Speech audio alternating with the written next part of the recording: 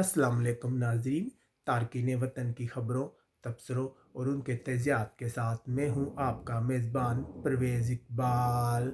कब्रस की हुकूमत ने एक बड़ा ऐलान किया है। कब्रस की हुकूमत का कहना है कि वो उन 26 गैर मुल्की सरमायाकारों और उनकी फ़ैमिली के गोल्डन पासपोर्ट को मनसूख कर देगा, जिन पर शुबा है कि उन्हें पासपोर्ट देते वक्त मुनासिब जांच पड़ताल नहीं की गई। याद रहे कि कब्रस में 2 मिलियन की सरमायाकारी के बदले यूरोपीय यूनियन का पासपोर्ट हासिल किया जा सकता है।